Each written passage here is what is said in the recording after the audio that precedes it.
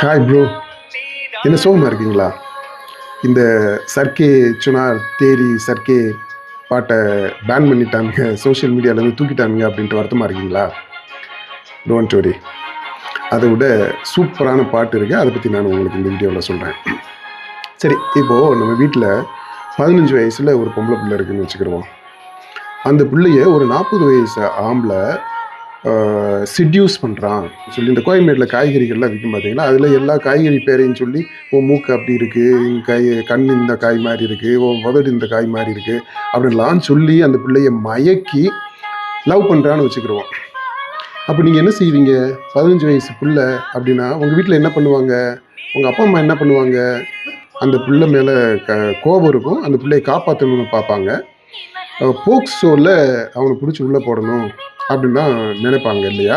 இந்த யூடியூப்பில் போய் வயசு 15 அப்படின்னு சொல்லிட்டு டைப் பண்ணுங்க, சூப்பராக ஒரு பாட்டு வரும். வயசு 15 அப்படி வாடி மாம்பிஞ்சு அப்படின்னு சொல்லிட்டு. ஏங்க, இந்த பாட்டு 15 வயசு பிள்ளைய வச்சு எழுதின பாட்டு. அந்த லிரிக்ஸ் எழுதுறவரை ஒன்றும் பண்ணலை. இந்த பாட்டில் நடித்த ஹீரோயின் அவங்க 2 பேரையும் எதுவுமே பண்ணலை. அந்த இயக்குனர், இதை தயார் பண்ண ப்ரொடியூசரு, இதுக்கு பாட்டு போட்ட மியூசிக் டைரக்டரு, இவங்க யார் மேலேயும் எந்த ஆக்ஷனுமே எடுக்கலை.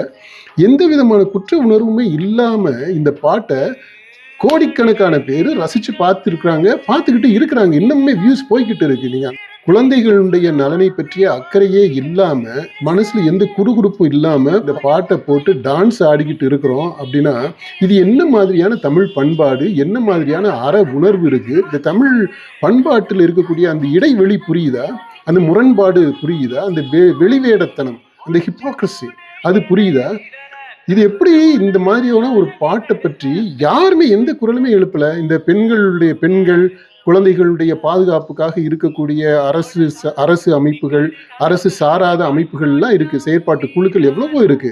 அவங்க யாருமே ஏன் இதை பத்தி பேசவே இல்லை இப்போ வரைக்குமே? அவங்க யார் கண்ணிலையுமே இது எப்படி படாம போயிருக்கும்?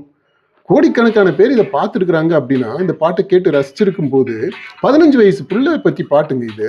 பாட்டு எழுதினவனுக்காவது புத்தி இருந்திருக்கணும் இல்லையா? எப்படி இந்த மாதிரியான ஒரு பாட்டு போட முடியும்? இதை பார்த்து எப்படி இந்த தமிழ் சமூகம் ரசிச்சுக்கிட்டு இருக்க முடியும் அப்படின்றத எனக்கு புரியல. இப்படி இருக்கும்போது ஏன் சமூகத்துல பிரச்சனைகள் வராம போயிடும்?